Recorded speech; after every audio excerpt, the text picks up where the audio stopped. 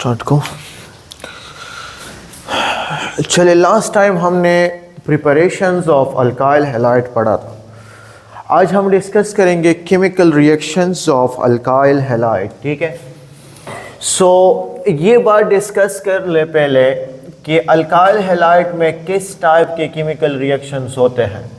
इससे पहले हमने जितने भी मॉलिक्यूल्स पढ़े थे उसमें हमने ये बात पहले डिस्कस की थी कि एक मॉलिक्यूल में किस टाइप के केमिकल रिएक्शन होने वाले हैं।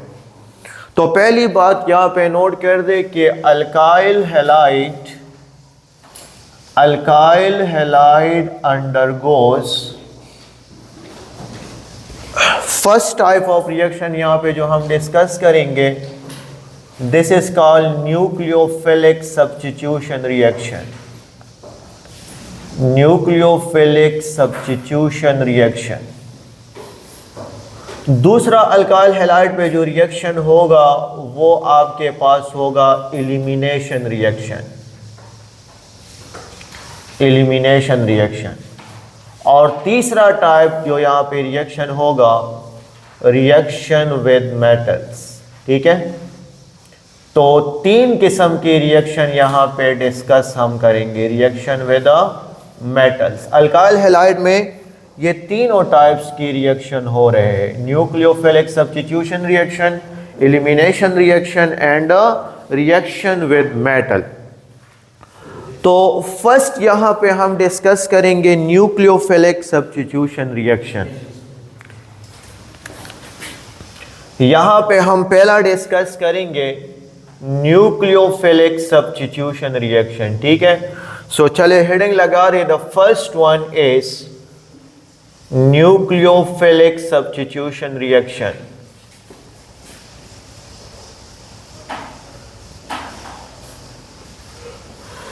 और इसको हम शॉर्टकट SN रिएक्शन भी कहते हैं। न्यूक्लियोफिलिक सब्स्टिट्यूशन रिएक्शन को हम शॉर्टकट SN से भी डिनोट करेंगे। अच्छा, इससे पहले जो हमने अल्काइल हैलाइड का जनरल इंट्रोडक्शन डिस्कस किया था ना, कि अल्काइल हैलाइड आपके पास मुझे बताए पोलर मॉलिक्यूल है या नॉन पोलर है? पोलर मॉलिक्यूल है। ठीक है, क्योंकि यहाँ पे इलेक्ट्रोनेगेटिविटी डिफरेंस है, तो अगर आप अल्काइल हैलाइड का स्ट्रक्चर ड्रा करोगे तो अल्काइल हैलाइड आपके पास एक पोलर मॉलिक्यूल है, क्योंकि यहाँ पे जो इलेक्ट्रोनेगेटिविटी डिफरेंस है वो ज़्यादा है, तो हेलोजन पे पार्शियल नेगेटिव चार्ज आने वाला है और इस अल्काइल ग्रुप पे पार्शियल पॉजिटिव चार्ज आने वाला है। यहाँ पे जो बॉन्डेड इलेक्ट्रॉन है वो ज़्यादा हेलोजन के साथ नज़दीक होंगे। तो चले मुझे एक बात बता दे, हेलोजन को मैंने यहाँ पे कौन सा ग्रुप कंसिडर किया था, न्यूक्लियोफाइल और इलेक्ट्रोफाइल? ये बात न्यूक्लियोफाइल थी, वही लगता न्यूक्लियोफाइल, और यहाँ पे अल्काइल ग्रुप होगा वो इलेक्ट्रोफाइल होगा। ठीक है, अच्छा, अब इस अल्काइल ग्रुप पे इलेक्ट्रॉन डिफिशिएंसी है, क्योंकि वहाँ पे हेलोजन उससे इलेक्ट्रॉन विड्रॉ कर रहे हैं, तो इस अल्काइल ग्रुप को यहाँ पे इलेक्ट्रॉन चाहिए।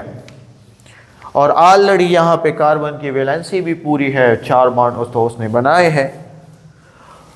तो यहाँ पे मैं एक न्यूक्लियोफाइल आएगा, एक नया न्यूक्लियोफाइल आएगा,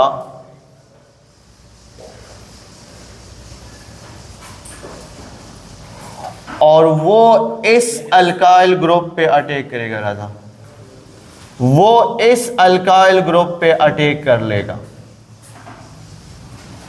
एक नया न्यूक्लियोफाइल आएगा और वो इस अल्काइल ग्रुप पे अटैक करेगा। जब इस अल्काइल ग्रुप पे अटैक करेगा तो एज ए रिजल्ट यहाँ पे तो कार्बन के 4 बॉन्ड पूरे हैं, तो अगर ये दूसरा न्यूक्लियोफाइल इसके साथ अटैच होगा तो ऑटोमेटिकली हेलोजन यहाँ से रिमूव हो जाएगा। दूसरा न्यूक्लियोफाइल यहाँ पे अटैच हो जाएगा, उसके साथ बॉन्ड बना लेगा, और हेलोजन जो है वो एज अ नेगेटिव चार्ज यहाँ से चला जाएगा।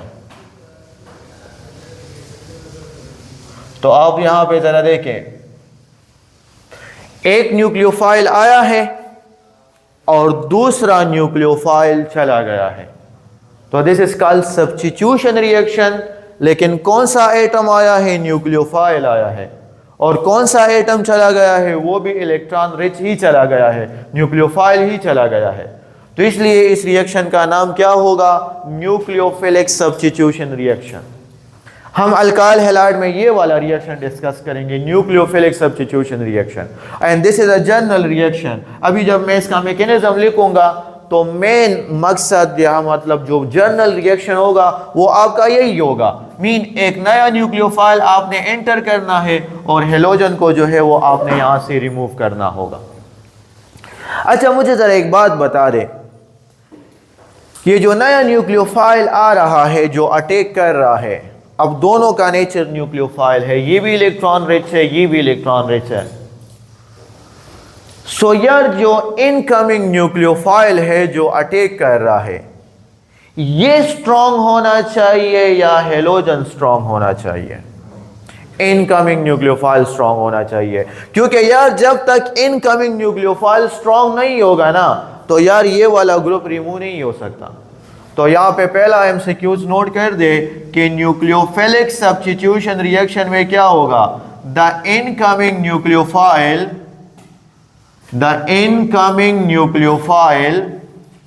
must be strong.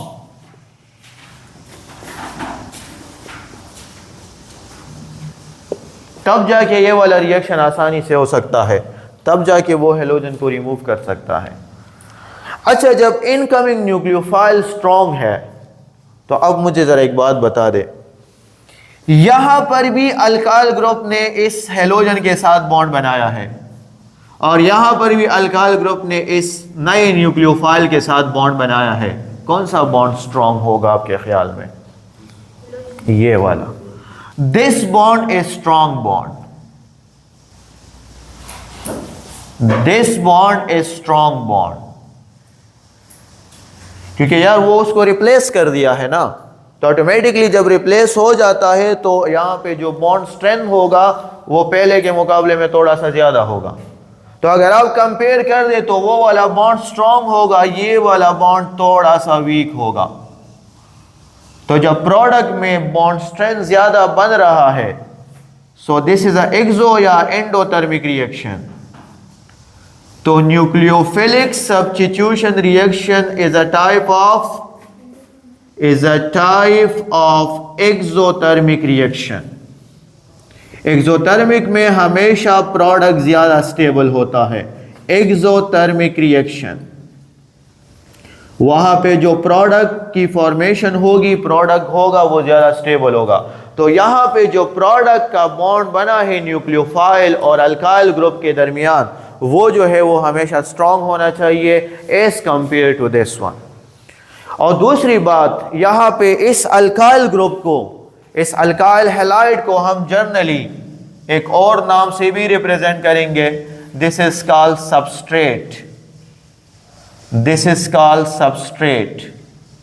ये आपके पास न्यूक्लियोफाइल हो गया और न्यूक्लियोफाइल ने इस अल्काइल ग्रुप के साथ बॉन्ड बनाया, तो ये हमारा प्रोडक्ट हो गया और halogen as a negative charge यहां से चला गया, तो इसको हम क्या नाम देते हैं? This is called leaving group, living group. तो यहां से दूसरी बात भी आपको पता चली कि nucleophilic substitution reaction is exothermic reaction. तो जब ये एक्सोथर्मिक रिएक्शन है तो क्या मैं ऐसा लिख सकता हूं कि nucleophilic substitution reaction occur at low temperature, क्योंकि एक्सोथर्मिक रिएक्शन हमेशा लो टेम्परेचर पे फेवर करेगा और एंडोथर्मिक रिएक्शन हाई टेम्परेचर पे फेवर करेगा। तो यहाँ पे ये जो न्यूक्लियोफिलिक सब्स्टिट्यूशन रिएक्शन है, इसके लिए आपको टेम्परेचर इतना ज़्यादा करने की ज़रूरत नहीं होगी, ये आपके पास लो टेम्परेचर पर भी फेवर करेगा।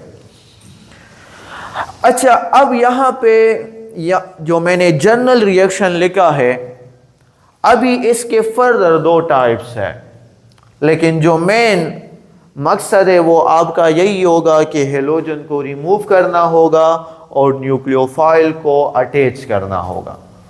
लेकिन ये रिएक्शन दो डिफरेंट मैकेनिज्म से पॉसिबल है। ये वाला तो मैंने आपको जनरल रिएक्शन लिखा, लेकिन ये रिएक्शन आपके पास दो डिफरेंट मैकेनिज्म से पॉसिबल है। अब पॉइंट नंबर फर्स्ट यहां पे जरा नोट कर दें कि मैंने आपको कहा था ना कि ये जो अल्काइल हैलाइड है ये तो चेंज हो रहा है। आप यहां पे अल्काइल फ्लोराइड भी लिख सकते हैं, अल्काइल ब्रोमाइड भी लिख सकते हैं, अल्काइल आयोडाइड भी लिख सकते हैं। सो मैं यहां पे कौन सा हेलोजन अटैच कर दूं कि ये रिएक्शन जो है वो फास्ट हो जाए? ऑटोमेटिकली अल्काइल आयोडाइड होगा। तो यहां पे हमने लास्ट क्लास में इसकी जो रिएक्टिविटी ऑर्डर है वो डिस्कस की थी। रिएक्टिविटी ऑर्डर क्या होगा? सबसे फास्ट रिएक्शन अल्काइल आयोडाइड में होगा क्योंकि इसका बॉन्ड लेंथ ज़्यादा है, आसानी से ब्रेक होगा बॉन्ड। फिर अल्काइल ब्रोमाइड में होगा, फिर अल्काइल क्लोराइड में, और जो सबसे स्लो रिएक्शन होगा वो अल्काइल फ्लोराइड में होगा। This is the general reactivity order. अगर आप यहाँ पे अल्काइल आयोडाइड को यूज़ करोगे तो ये रिएक्शन का रेट सबसे ज़्यादा फास्ट हो जाएगा। बट अगर आपसे जनरली ऐसा पूछे, क्योंकि अभी अल्काइल हैलाइड में 3 डिफरेंट किस्म की रिएक्शन होने वाले हैं और हम पहला डिस्कस कर रहे हैं nucleophilic substitution reaction. This is the general order of reactivity of alkyl halide. लेकिन अभी तो हम specifically nucleophilic substitution reaction discuss कर रहे हैं। सो अगर आपसे ऐसा पूछे कि rate of nucleophilic substitution reaction वो किस पे डिपेंड करेगा? या भी जो मैंने जनरल रिएक्शन लिखा है इसका जो रेट है वो किस पे डिपेंड करेगा? आपको कैसे पता चलेगा कि हाँ ये रिएक्शन अब फास्ट होने वाला है? तो rate of nucleophilic substitution reaction is directly proportion to stability of leaving group. Stability of leaving group, जितना लिविंग ग्रुप ज्यादा स्टेबल होगा उस रिएक्शन का रेट सबसे ज्यादा फास्ट होगा। is directly proportion to stability of living group.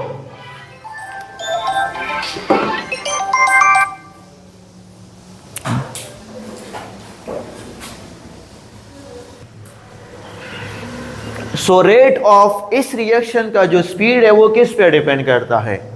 Stability of leaving group पे depend करता है कि नेगेटिव चार्ज जहां पे ज़्यादा स्टेबल होगा उस रिएक्शन का रेट सबसे ज़्यादा फास्ट होगा। तो चले मैं आपको ये दो रिएक्शन जनरली लिख देता हूँ कि फॉर एग्जांपल अगर आप अल्काइल फ्लोराइड ले लें, अल्काइल फ्लोराइड, और एक दूसरा न्यूक्लियोफाइल आ जाता है और वो अल्काइल ग्रुप के साथ बॉन्ड बनाएगा, तो अब फ्लोरीन पे नेगेटिव चार्ज आ जाएगा, फ्लोराइड आयन बनेगा। और दूसरा मैं अल्काइल आयोडाइड कंसिडर कर रहा हूं। अब यहां पर भी न्यूक्लियोफाइल आएगा और वो इस अल्काइल ग्रुप के साथ बॉन्ड बनाएगा और फिर आयोडीन पे नेगेटिव चार्ज आ जाएगा। अब यहां पे दोनों लिविंग ग्रुप है, बस जो लिविंग ग्रुप ज्यादा स्टेबल होगा उस रिएक्शन का जो स्पीड है वो ज्यादा होगा। बट यार आप जरा यहां पे देखें, इस एफ का जो साइज है वो छोटा है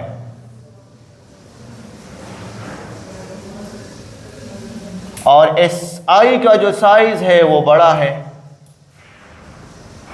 और नेगेटिव चार्ज तो इलेक्ट्रॉन रिच होता है। सो अब बता दे इलेक्ट्रॉन इलेक्ट्रॉन रिपल्जन कहाँ पे होगा?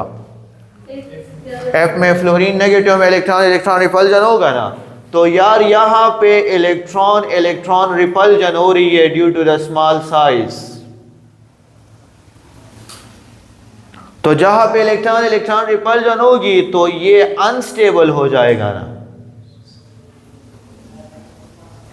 और अगर आप देखें तो इसका साइज बड़ा है, यहां पे इलेक्ट्रॉन इलेक्ट्रॉन रिपल्जन नहीं हो रही, तो ये लिविंग ग्रुप ज्यादा स्टेबल होगा।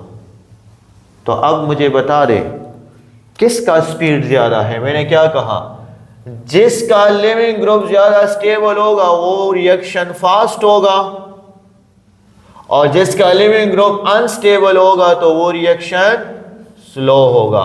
तो वही ऊपर वाला ऑर्डर फॉलो हो रहा है ना। Alkyl iodide is more reactive, फिर अल्काइल फ्लोराइड ब्रोमाइड है, फिर क्लोराइड है, और फिर फ्लोराइड है। तो अच्छा, अब यहां पे एक दूसरी बात सुने कि अब आपको स्टेबिलिटी ऑफ लिविंग ग्रुप का कैसे पता चल गया कि ये वाला लिविंग ग्रुप ज्यादा स्टेबल है। स्टेबिलिटी ऑफ लिविंग ग्रुप, तो क्या मैं ऐसा लिख सकता हूं, is directly proportion to size. जितना साइज बड़ा हो रहा है उसमें इलेक्ट्रॉन इलेक्ट्रॉन रिपल्जन नहीं हो रही। तो जब भी इलेक्ट्रॉन इलेक्ट्रॉन रिपल्जन नहीं हो रही तो उस पे नेगेटिव चार्ज ज्यादा स्टेबल होगा। नेगेटिव चार्ज किस पे ज्यादा स्टेबल होगा, जिसका साइज सबसे बड़ा होगा। तो this is the stability of negative charge, stability of negative charge, क्योंकि लिविंग ग्रुप पे नेगेटिव चार्ज आने वाला है। तो नेगेटिव चार्ज सबसे ज्यादा स्टेबल कहां पे होगा, आई नेगेटिव, ये सबसे ज्यादा स्टेबल होगा, फिर बी आर नेगेटिव, फिर सी एल नेगेटिव, और फिर एफ नेगेटिव। जितना लिविंग ग्रुप का साइज बड़ा होगा वहां पे नेगेटिव चार्ज की स्टेबिलिटी सबसे ज्यादा होगी। ठीक है।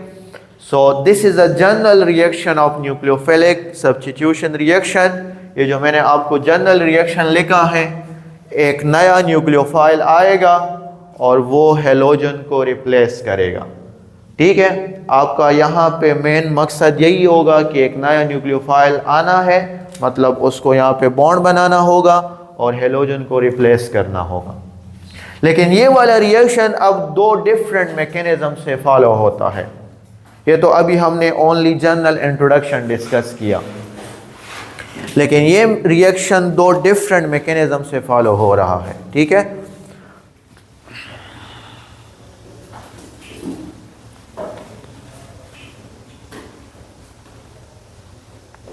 मिटा दो।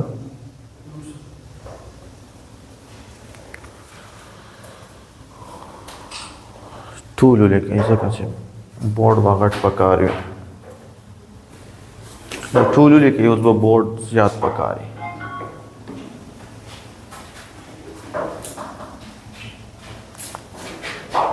ठीक शो।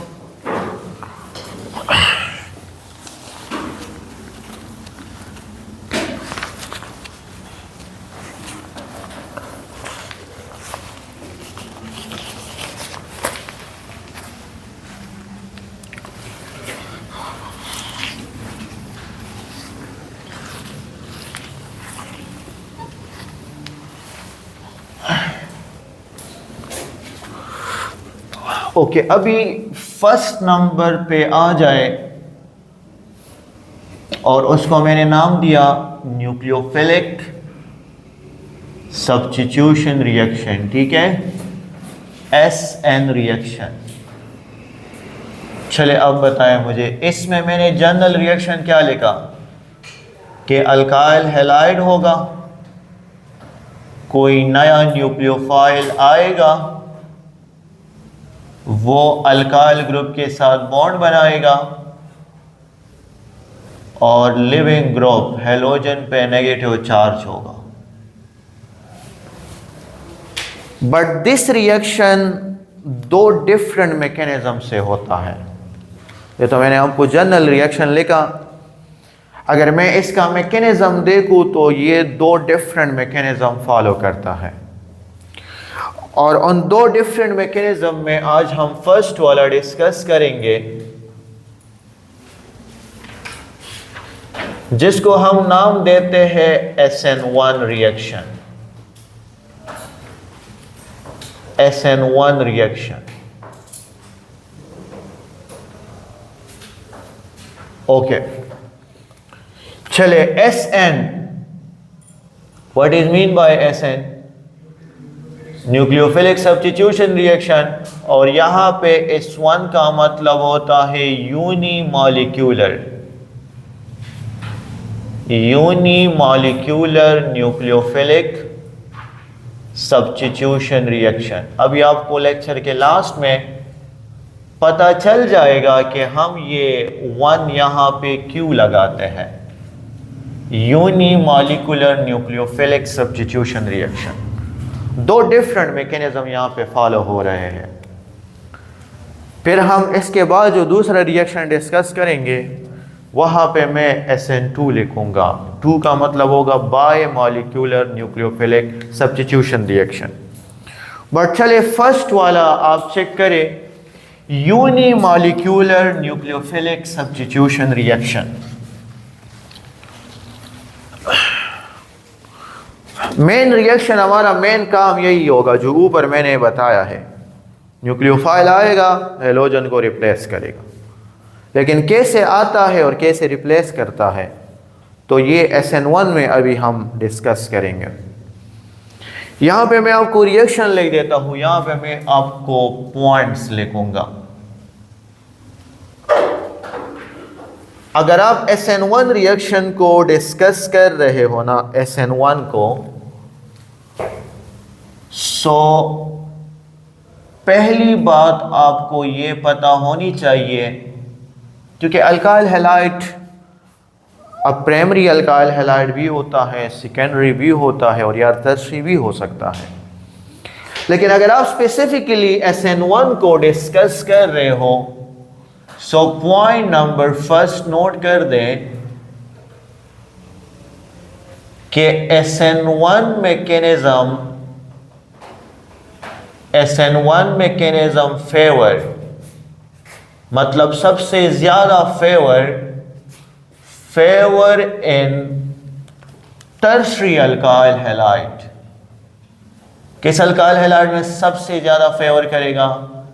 टर्शियरी अल्काइल हैलाइड में सबसे ज्यादा फेवर करेगा।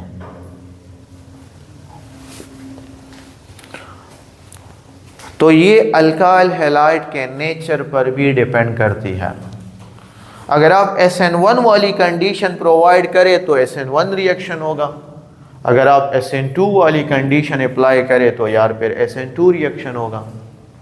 तो यहां से पहली बात मुझे पता चली कि अगर मैं अल्काइल हैलाइड टर्शियरी यूज करूं, टर्शियरी वाला, तो उसमें SN1 मैकेनिज्म फेवर कर रहा है। और उस दिन हमने बताया था कि प्राइमरी, सेकेंडरी और टर्शियरी में ज़्यादा रिएक्टिव कौन सा होता है? टर्शियरी ज़्यादा रिएक्टिव होता है, क्योंकि उसका बॉन्ड क्या होता है? वो वीक होता है, क्योंकि वहाँ पे टर्शियरी कार्बोकेटाइन बन रहा है।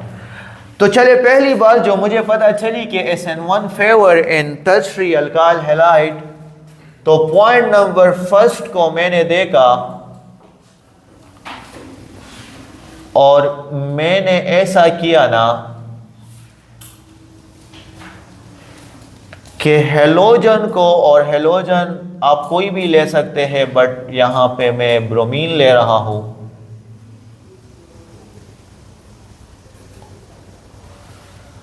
कि हेलोजन किस कार्बन के साथ अटैच होना चाहिए? टर्शियरी कार्बन के साथ ना। और टर्शियरी कार्बन कौन सा होता है? जिसके साथ फर्दर 3 अल्काइल ग्रुप अटैच होंगे, R1, R2 और R3।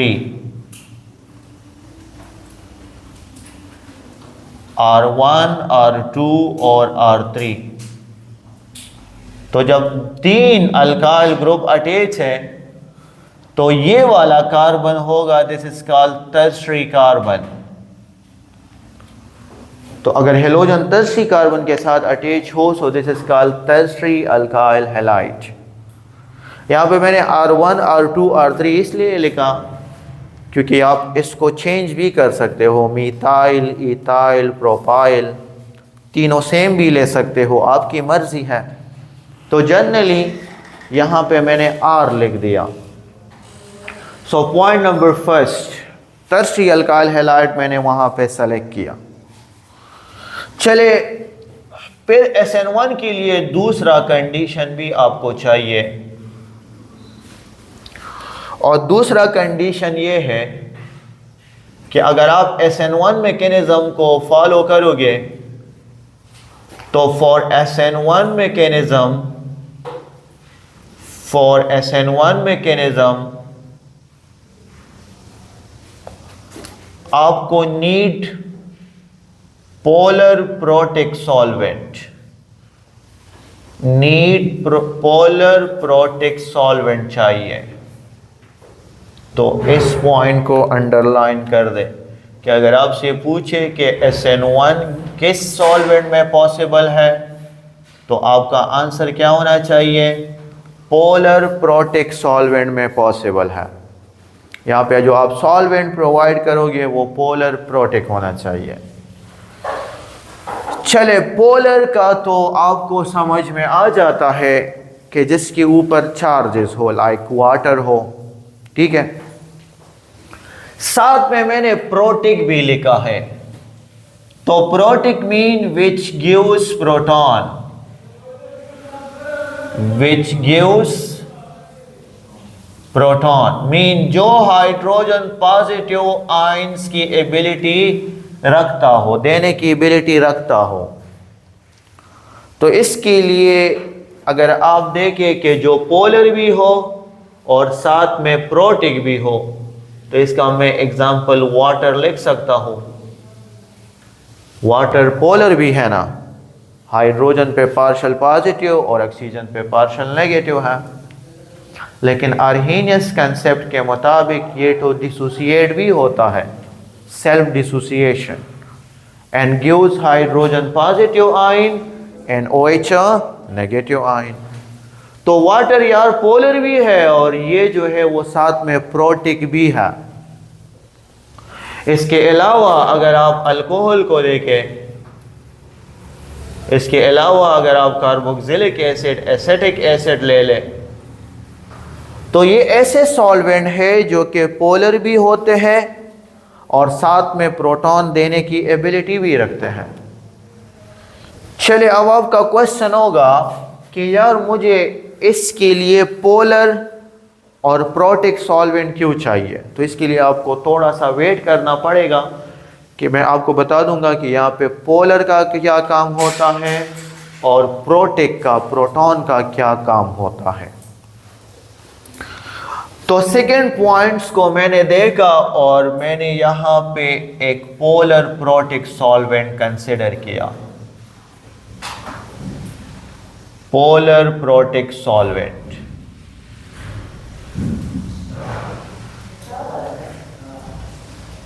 ये सारे MCQs भी है, ने नोट कर ले। अच्छा, अब जब हम SN1 मैकेनिज्म पढ़ेंगे, मैकेनिज्म, तो मैकेनिज्म का मतलब होता है कि ये रिएक्शन कितने स्टेप्स में हुआ है और इसके लिए क्या क्या कंडीशन चाहिए। तो वहाँ पे तो मैं कंडीशन लिख रहा हूँ कि टर्शियरी अल्काइल हैलाइड में होता है और उसके लिए पोलर प्रोटिक सॉल्वेंट भी आपको चाहिए। लेकिन अब जब मैं इसका मैकेनिज्म ड्रा करूंगा तो पॉइंट नंबर 3 है कि SN1 इज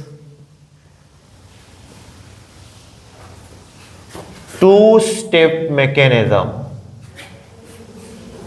कितने स्टेप मैकेनिज्म है, कितने स्टेप रिएक्शन में कंप्लीट होगा, 2 स्टेप में कंप्लीट होगा। ये बात भी अंडरलाइन कर दे। SN1 टर्शियरी अल्काइल हैलाइड में पॉसिबल है, SN1 के लिए पोलर प्रोटिक सॉल्वेंट चाहिए, SN1 2 स्टेप में पॉसिबल होगा। इसका जो प्रोडक्ट बनेगा, जो ऊपर मैंने रिएक्शन लिखा है, ये आपके पास 2 स्टेप में पॉसिबल है। तो इसको मैं स्टेप नंबर 1 का नाम देता हूं। अब स्टेप नंबर 1 में क्या चीजें होती हैं,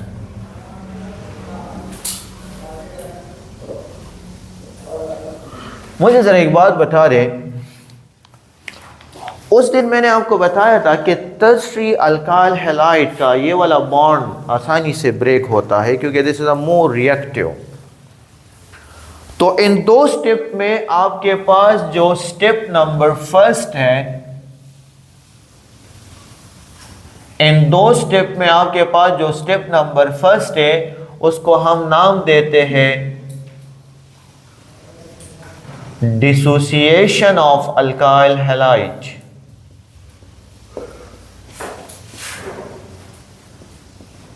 क्योंकि टर्शरी अल्काइल हैलाइड वो बॉन्ड वीक है तो वो आसानी से इस पोलर प्रोटिक सॉल्वेंट में डिसोसिएट हो जाता है। तो डिसोसिएट होने के बाद मुझे बताएं, ब्रोमीन पे नेगेटिव आ जाएगा और इस कार्बन पे कौन सा कार्बोकेटाइन बनेगा? टर्शरी कार्बोकेटाइन बन जाता है। इस कार्बन पे आ जाएगा, टर्शरी कार्बोकेटाइन बनेगा। लेकिन यार मुझे एक बात बता रहे, इस कार्बन ने 4 बॉन्ड बनाए थे तो इसलिए मैंने इसका जो ज्योमेट्री लिखी वो टेट्राहेड्रल लिखी है, बट अभी इसका एक बॉन्ड कम हो गया तो दैट्स वाई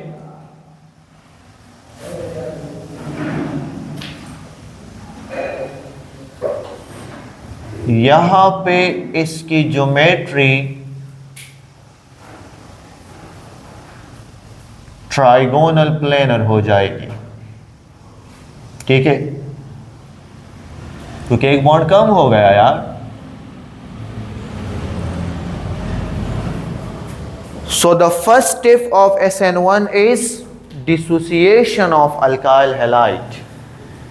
और इस डिसोसिएशन ऑफ अल्काइल हैलाइड के बाद मुझे बताएं, इस डिसोसिएशन ऑफ अल्काइल हैलाइड के बाद क्या मैं ऐसा लिख सकता हूं sp3 carbon converted into sp2 carbon? सही है,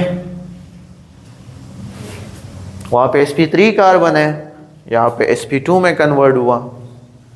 क्या मैं ऐसा लिख सकता हूं कि इस डिसोसिएशन ऑफ अल्काइल हैलाइड में कार्बन की टेट्राहेड्रल ज्योमेट्री कन्वर्ट होगी किस में?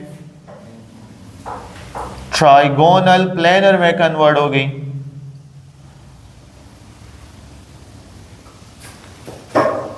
और क्या मैं ऐसा लिख सकता हूं फर्स्ट स्टेप है? तो मुझे जरा बता दें, फर्स्ट स्टेप में बॉन्ड ब्रेकिंग और bond formation? Bond breaking, in bond breaking is exo और एंडो, एंडोथर्मिक प्रोसेस। तो फर्स्ट स्टेप जो है वो कौन सा रिएक्शन है? वो एंडोथर्मिक रिएक्शन है फर्स्ट स्टेप। अच्छा, फर्स्ट स्टेप, तो ये पॉइंट भी नोट कर दे, ये भी नोट कर दे, ये भी नोट कर दे। डिसोसिएशन ऑफ अल्काइल हैलाइड में क्या क्या हो रहा है?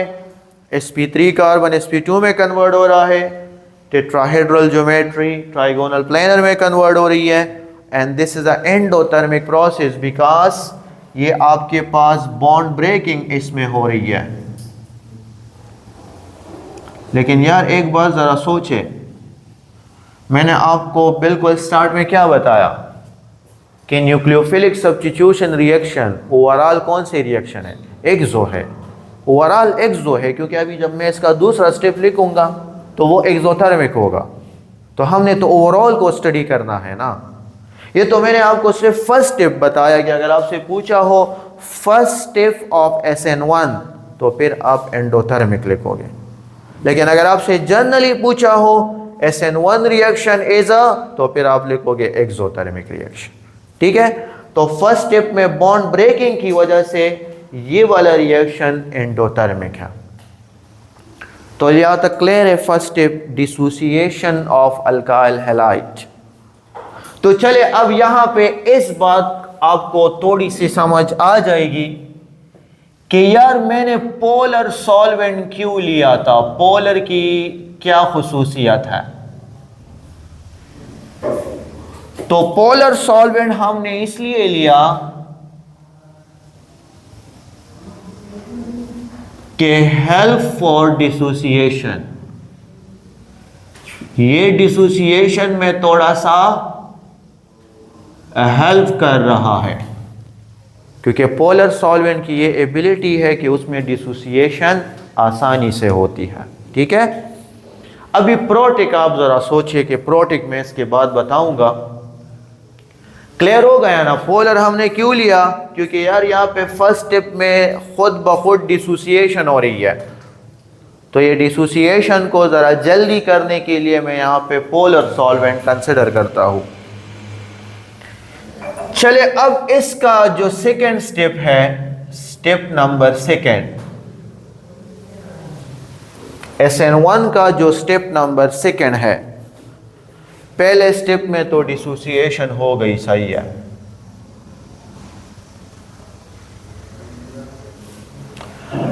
अब स्टेप नंबर सेकेंड, यहां पे जो टर्शरी कार्बोकेटाइन बना है, यहां पे जो टर्शरी कार्बोकेटाइन बना है R1, R2 और R3, इसकी geometry trigonal planar trigonal planar होगी। तो अब इस पॉजिटिव चार्ज पे अटैक करने के लिए न्यूक्लियोफाइल अवेलेबल है या नहीं? यहाँ पे तो हेलोजन X ऑलरेडी रिमूव हो चुका है फर्स्ट स्टेप में, बस अब इस सिर्फ अल्काइल ग्रुप के साथ बॉन्ड कौन बनाएगा? न्यूक्लियोफाइल बना रहा है ना। तो इसीलिए मैं इस सेकेंड स्टेप को नाम देता हूं कि यहाँ पे न्यूक्लियोफाइल अटैक करेगा। Nucleophile attack on what? On carbocation. Carbocation पे न्यूक्लियोफाइल सिंपली अब अटैक कर रहा है। लेकिन यार अब फर्दर दो पॉसिबिलिटी है। इसकी जो ज्योमेट्री है ट्राइगोनल प्लेनर है ऐसा, तो न्यूक्लियोफाइल एबो भी आ सकता है इस कार्बन पे और बिलो भी आ सकता है। तो न्यूक्लियोफाइल तो अटैक करेगा, लेकिन यार न्यूक्लियोफाइल अटैक करने के लिए यहां पे दो पॉसिबिलिटी है। अब पॉसिबिलिटी नंबर फर्स्ट क्या है?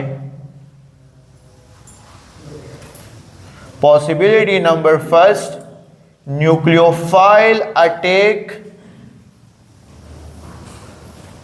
ऑन फ्रंट साइड,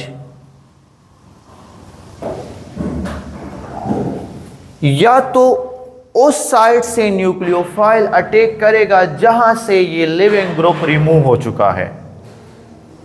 मतलब ऊपर से रिमूव हो चुका है ना, तो ये फ्रंट साइड पे बिल्कुल उस जगह पे अटैक करेगा, उस साइड से अटैक करेगा जहां पे ये लिविंग ग्रुप रिमूव हो चुका है।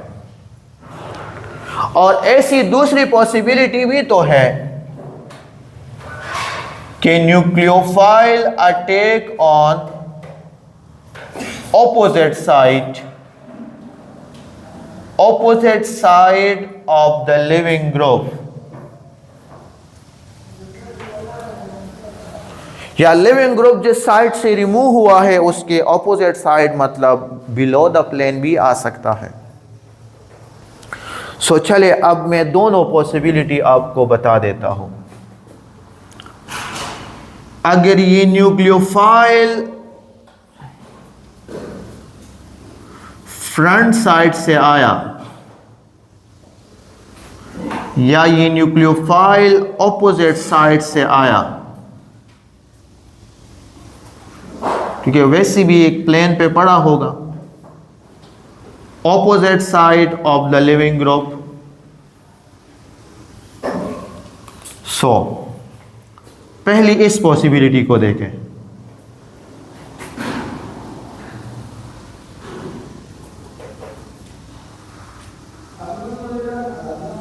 क्या ऐसा बनेगा?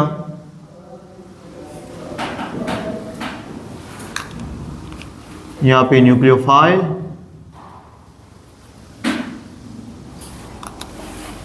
और ये दोबारा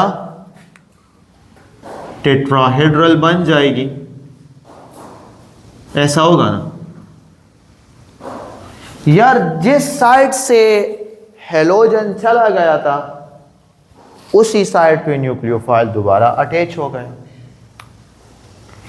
लेकिन अगर ऑपोजिट साइड से आया,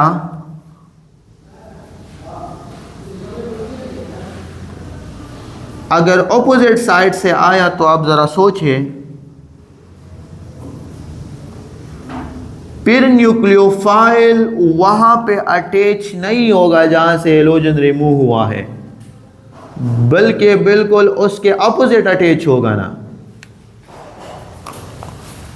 इधर देखें, इधर न्यूक्लियोफाइल आया और ये ग्रुप किधर चले गए, ये ग्रुप ऊपर चले गए, तो फिर इधर R3 R1 R2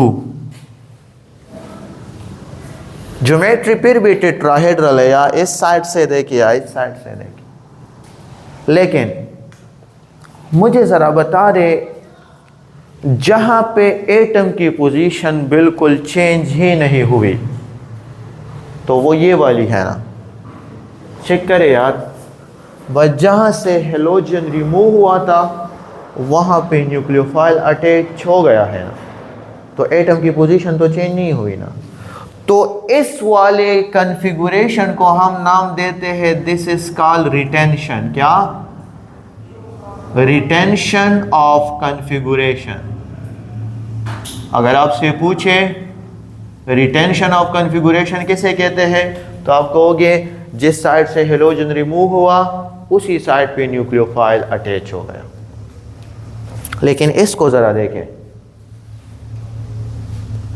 एटम की पोजीशन चेंज हुई है ना, तो इसको हम नाम देते हैं, this is called inversion of configuration. क्या? Inversion of configuration. तो चले बताए, शाबाश। Nucleophile attack on front side, retention बनेगा या इन्वर्जन बनेगा? Retention. Nucleophile attack on opposite side क्या बनेगा? इन्वर्जन बनेगा।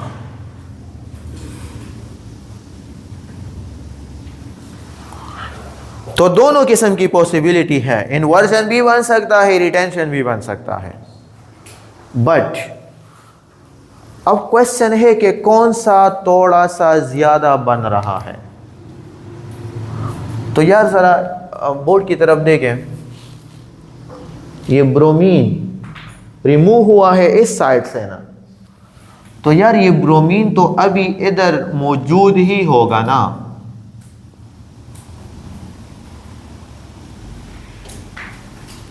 मतलब जिस साइड से ब्रोमीन रिमूव हुआ है वो तो उधर पड़ा होगा। सो अब बात सुने, न्यूक्लियोफाइल जब इधर आता है तो क्या ये ब्रोमीन उसको आने दे रहा है? तो यहां पे आना थोड़ा सा डिफिकल्ट है या नहीं है, ड्यू टू द स्टेरिक हैंड्रेस। लेकिन अगर इस साइड से आ रहा है तो थोड़ा सा इजीली है या नहीं है? तो SN1 में बता दे, SN1 में बता दे रिटेंशन ज्यादा बनता है या इन्वर्जन ज्यादा बनता है? रिटेंशन या इन्वर्जन? इन्वर्जन थोड़ा सा ज्यादा बनता है ना, तो ये MCQs नोट कर दे, यहां पे इन्वर्जन थोड़ा सा ज्यादा होगा एज कंपेयर टू रिटेंशन, क्योंकि यार वहां पे स्टेरिक हैंड्रेस हो रही है। क्लियर है वो यहां तक? वहां पे देखो ब्रोमीन जो है ना, ब्रोमीन जिस साइड से रिमूव हुआ है तो अभी तो वहां पे पड़ा होगा ना। तो अब अगर न्यूक्लियोफाइल यहां पे आता है तो ये ब्रोमीन उसको आने नहीं देता, उसको रिपेल कर रहा है ड्यू टू द स्टेरिक हैंड्रेस। तो यहां पे आना थोड़ा सा मुश्किल है। तो यहाँ पे जब आना थोड़ा सा मुश्किल है तो ऑटोमेटिकली रिटेंशन कम बनेगा, और यहाँ पे आसानी से आता है तो इसका मतलब है इन्वर्जन ज़्यादा बनेगा। क्लियर हुआ यहाँ तक? अच्छा, अब एक दूसरी बात है, मैंने आपको कहा कि यहाँ पे यार मुझे प्रोटिक सॉल्वेंट चाहिए, प्रोटिक जो प्रोटॉन देगा। सो इधर आप ज़रा देखें ना, ये ब्रोमीन दोबारा इसके साथ इंटरेक्शन कर सकता है या नहीं कर सकता? कर सकता है ना, क्योंकि इस पर भी तो यार नेगेटिव चार्ज है। तो उस इंटरेक्शन को स्टॉप करने के लिए मैं इस ब्रोमीन को, इस लिविंग ग्रुप को क्या कर रहा हूं? ट्रैप कर रहा हूं कि वो दोबारा इस कार्बोकेटाइन के साथ इंटरेक्शन ना करे। तो प्रोटिक सॉल्वेंट का क्या फायदा है? प्रोटिक सॉल्वेंट का ये फायदा है to trap the leaving group को ट्रैप कर रहा है। अच्छा, नेक्स्ट बात नोट कर दे, 2 स्टेप रिएक्शन हो गए ना। आपको क्या लग रहा है, पहला स्टेप फास्ट है या दूसरा?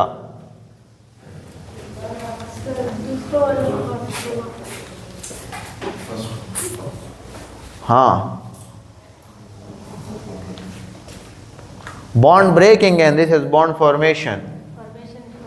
This one is a fast, this one is slow. यार बॉन्ड ब्रेकिंग आप जरा सोचें, स्टेबल से अनस्टेबल की तरफ जा रहा है और ये अनस्टेबल से, तो this is a fast and this is a, तो which one is rate determining step, slow और फास्ट? स्लो। तो यहां पे लिखे SN1 का फर्स्ट स्टेप क्या है? फर्स्ट स्टेप स्लो है। So that's why first step is rate determining step. इस RDS का मतलब है rate determining step. First step आपके पास रेट डिटरमाइनिंग स्टेप है क्योंकि वो फुल स्लो स्टेप है। तो यार मुझे एक बात बता दे, पहले स्टेप में सिर्फ और सिर्फ अल्काइल हैलाइड इन्वॉल्व है या नहीं? क्योंकि यार ये न्यूक्लियोफाइल तो सेकंड स्टेप में आया है।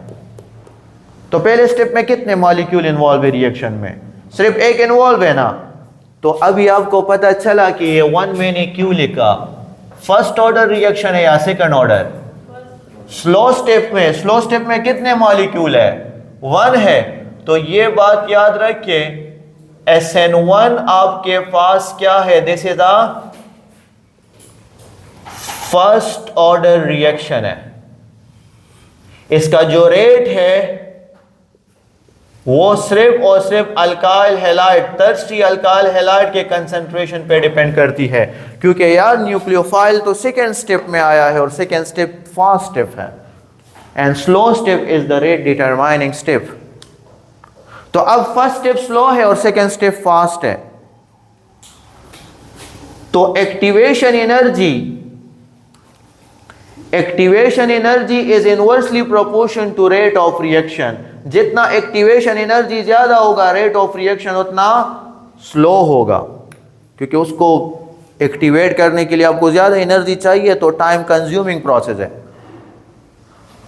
तो मुझे बताए फर्स्ट स्टेप के लिए क्या मैं लिख सकता हूं एक्टिवेशन एनर्जी कम है, फर्स्ट स्टेप के लिए एक्टिवेशन एनर्जी ज्यादा चाहिए और सेकेंड स्टेप फास्ट है ना, तो सेकेंड स्टेप के लिए एक्टिवेशन एनर्जी आपको कम चाहिए। सेकेंड स्टेप के लिए एक्टिवेशन एनर्जी कम होगी, फर्स्ट स्टेप के लिए एक्टिवेशन एनर्जी ज्यादा होगी। सो यार हमने वही न्यूक्लियोफाइल अटैच किया, लेकिन ये टोटल कितने स्टेप में हुआ? ये टोटल 2 स्टेप में हुआ। लेकिन एक और बात सुने, बस लास्ट बात नोट कर दे। अगर आप फॉर एग्जांपल ये तीनों अल्काइल ग्रुप डिफरेंट ले, ये तीनों अल्काइल ग्रुप क्या ले, वो डिफरेंट ले, तो फिर ये वाला कार्बन कायरल होगा या नहीं होगा? कायरल कार्बन होगा। और जब कायरल कार्बन होगा तो वो प्लेन पोलराइज लाइट को रोटेट करेगा ना, तो ऑटोमेटिकली फिर ये वाला कार्बन भी कायरल होगा और ये वाला भी कायरल होगा ना। तो इसकी अगर मैं स्टीरोकेमिस्ट्री बता दूं, स्टीरोकेमिस्ट्री, तो आप क्या कहोगे कि स्टीरोकेमिस्ट्री अगर पहला वाला कार्बन कायरल है तो आपके पास स्टीरोकेमिस्ट्री में जो प्रोडक्ट है वो डेक्स्ट्रो रोटेटरी भी बन सकते हैं और ल्यू रोटेटरी भी बन सकते हैं, क्योंकि आपने देखा कि यार रिटेंशन भी बन रहा है और इन्वर्जन भी बन रहा है। लेकिन ये कब बनेगा, डेक्स्ट्रो और ल्यू कब होगा, कि अगर आप अल्काइल ग्रुप को सारे डिफरेंट कंसिडर कर दे, फिर ये कायरल कार्बन होगा। और कायरल कार्बन की ये एबिलिटी है कि वो प्लेन पोलराइज लाइट को रोटेट करेगा। This is the SN1 mechanism.